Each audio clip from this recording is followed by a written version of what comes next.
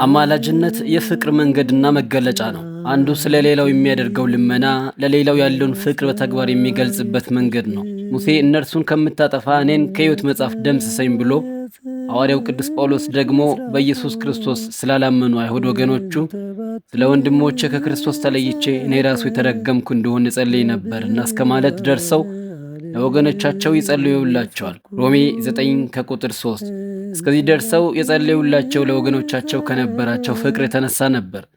ሊቀ ነቢያት ሙሴ በብዙ ተአምር ከግብፅ ባርነት ያወጣቸውን እግዚአብሔርን ረስተው ከግብፅ ምድር ያወጣን ሙሴ ላሉት ጣዖት አቆመው ሲሰግዱ ለነበሩት እስራኤላውያን እግዚአብሔር ይምራቸው ዘንድ ከለመናቸው፣ ቅዱስ ጳውሎስ ደግሞ ክርስቶስን ለሰቀሉት አይሁድ እንኳ ራስ የተረገምኩ ልሁን እስከ ማለት ደርሶ ከጸለየላቸው፣ በኢየሱስ ክርስቶስ መድኃኒትነት ላመኑ ወገኖቻችን ብንጸልይላቸው ጥፋቱ ምኑ ላይ ነው?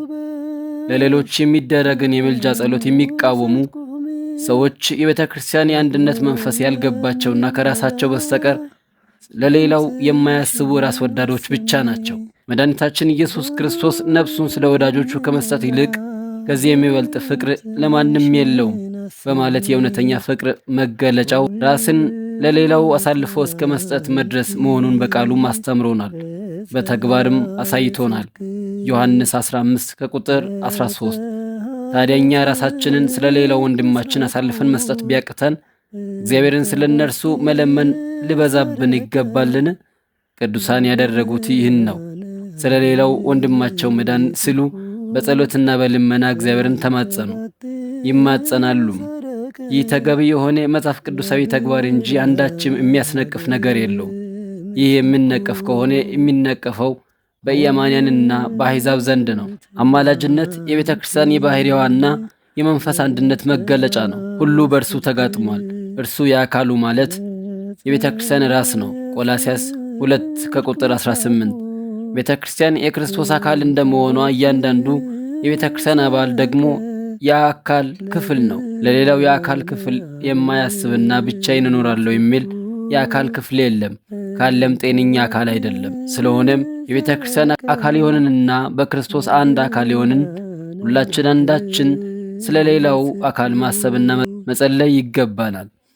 አንዱ ለሌላው የሚያደርገው የምልጃ ጸሎት የዚህ የቤተ ክርስቲያን የመንፈስ አንድነትና ምንነት መገለጫ ውጤትም ነው። መድኃኒታችን እንዲህ ብሎ አስተምሮናልና፣ አንተ አባት ሆይ በእኔ እንዳለ እኔም በአንተ እነርሱም ደግሞ በእኛ አንድ ይሆኑ ዘንድ እለምናለሁ። እኛም አንድ እንደሆን አንድ ይሆኑ ዘንድ እኔም በእነርሱ አንተም በእኔ ስትሆን በአንድ ፍጹማን እንደሆኑ። ዮሐንስ 17 ከቁጥር 20 እስከ 22። በጸሎትና በልመናም ሁሉ ዘወትር በመንፈስ ጸልዩ።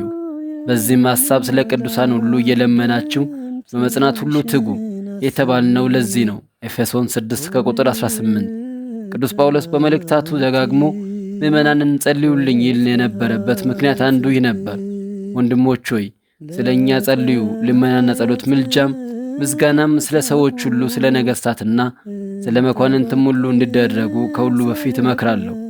ሰዎች ሁሉ ሊድኑና እውነቱን ወደ ማወቅ ሊደርሱ በሚወዱ በእግዚአብሔር በመድኃኒታችን ፊት መልካምና ደስ የሚያሰኝ ይህ ነው ተብሎ የተገለጸው ይህ ነው። አንደኛ ተሰሎንቄ 5 ከቁጥር 25፣ አንደኛ ጢሞቴዎስ ምዕራፍ 2 ከቁጥር 1 እስከ 4። ምልጃ አንዱ ሰው ለሌላው የሚጸልይለት ጸሎት የሚጠቅመው ስለሆነ ነው። በመጽሐፍ ቅዱስ ራሳቸው ጸልየው ወይም ወደ ጌታ ቀርበው ሳይሆን ሌሎች ሰዎች በጸልዩላቸው ጸሎትና ወደ ጌታችን ቀርበው በለመኑላቸው ልመና የተጠቀሙ ብዙ ሰዎች አሉ። በማቴዎስ ወንጌል በምዕራፍ 8 ተገለጸው የመቶ አለቃ የታመመውን ልጁን በቤት ትቶ ወደ ጌታችን መጥቶ በለመነው ልመና እጁ ተፈውሶለታል። ከናናዊቷ ሴትም የታመመችውን ልጇን ይዛ ሳይሆን እርሷ ብቻ መጥታ ጌታችንን በመማጸኗ የታመመችው ልጇ ድናለች። ማቴዎስ 15 ከቁጥር 22 እስከ 28። ሰዎች በአልጋ ተሸክመው ከሰው ብዛት የተነሳ መግባት ስላልቻሉ ጌታችን የነበረበትን የቤቱን ጣራ አንስተው ያስገቡትን በሽተኛም እንዲሁ ጌታችን አድኖታል። ቅዱስ ወንጌል ስለዚህ ሲናገር እነሆም በአልጋ የተኛ ሽባ ወደ እርሱ አመጡ። ኢየሱስም እምነታቸውን አይቶ ሽባውን አንተ ልጅ አይዞ ኃጢአቴ ተሰረየችልህ አለው። ይላል ማቴዎስ 9 ከቁጥር 2። እምነታቸውን አይቶ የሚለው ቃል በሽተኛውን በአልጋ ተሸክመው ያድነዋል ብለው ወደ ጌታችን ያመጡትን ሰዎች እምነት ነው። እምነቱን አይቶ ወይም የበሽተኛውን ብቻ አላለም፣ እምነታቸውን አይቶ አለ እንጂ። የበሽተኛው እምነታቸውን አይቶ የሚለው ውስጥ ተካቷል ቢባል እንኳን ጌታችን ያየው የበሽተኛውን እምነት ብቻ ሳይሆን ወደ እርሱ ተሸክመው ከዚያም በላይ ጣራውን አንስተው ወደ ጌታ እስኪያቀርቡት ያደረሳቸው ጽኑ እምነት የነበራቸውን የአምጪዎቹን ሰዎች እምነት አብሮ እንዳየና በዚህም በሽተኞችን እንደፈወሰው በቅዱስ ወንጌል ተጽፏል። ለዚያ በሽተኛ መፈወስ የአምጪዎቹ እምነት ታላቅ ሚና ነበረው። ለዚህ ነው ጌታችን እምነታቸውን አይቶ ሽባውን አይዞ ኃጢአት ተሰረየችልህ ያለው። ቅዱስ ጳውሎስ በቀረውስ ወንድሞች ሆይ የጌታ ቃል እንድሮጥ በእናንተም ዘንድ ደግሞ እንደምሆን እንዲከበር እምነትም ለሁሉ ስለማይሆን ከአመፀኞችና ከክፎች ሰዎች እንድንድን ስለ እኛ ጸልዩ ያለውም ለዚህ ነው። ሁለተኛ ተሰሎንቄ 3 ከቁጥር 1 እስከ 2። እንዲሁም በእግዚአብሔር ፈቃድ በደስታ ወደ እናንተ መጥቼ ከእናንተ ጋር እንዳርፍ በይሁዳ ካሉት ከማይታዘዙ እድን ዘንድ በኢየሩሳሌምም ያለኝ እውቀቴ ያለኝ አገልግሎቴ ቅዱሳን ደስ የሚያሰኝ ይሆን ዘንድ ጸልዩ ይላል ሮሜ 15 ከቁጥር 31 እስከ 32።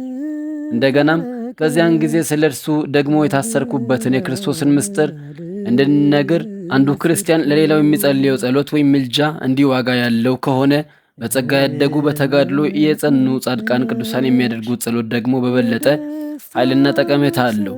ቅዱስ ያዕቆብ በመልእክቱ የጻድቅ ሰው ጸሎት በሥራዋ እጅግ ኃይል ታደርጋለች፣ ግዳጅም ትፈጽማለች በማለት እንዳስተማረን ያዕቆብ 5 ከቁጥር 16።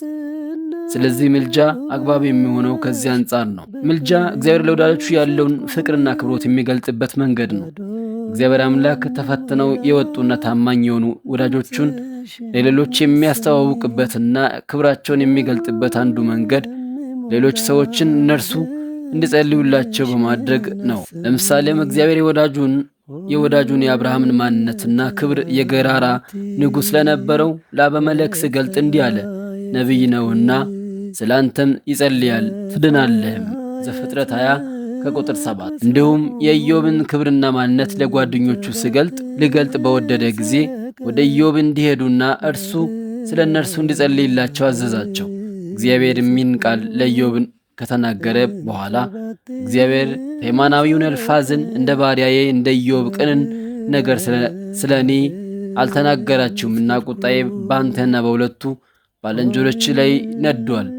አሁን እንግዲህ 7 መድፎችና 7 አውራ በጎች ይዛችሁ ወደ ባሪያዬ ወደ ኢዮብ ዘንድ ሂዱ፣ የሚቃጠልንም መስዋዕት ስለ ራሳችሁ አሳርጉ። ባሪያዬም ኢዮብ ስለ እናንተ ይጸልያል፣ እኔ ደግሞ ስንፍናችሁን እንዳላደርግባችሁ ፊቱን እቀባለሁ። እንደ ባሪያዬ እንደ ኢዮብ ቅን ነገር ስለ እኔ አልተናገራችሁምና። ኢዮብ 42 ከቁጥር 7። ምልጃ እግዚአብሔር ከኃጢአን ይልቅ የጻድቃንን ጸሎት የበለጠ ስለሚሰማ ነው። እግዚአብሔር ወደ እርሱ የሚቀርብን ልመና ሁሉ ይሰማል።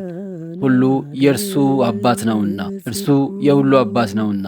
ይልቁንም ደግሞ ጻድቃን ለኃጥአን ወገኖቻቸው የሚለምኑት ልመና በእግዚአብሔር ዘንድ ተወዳጅና ተሰሚ ነው።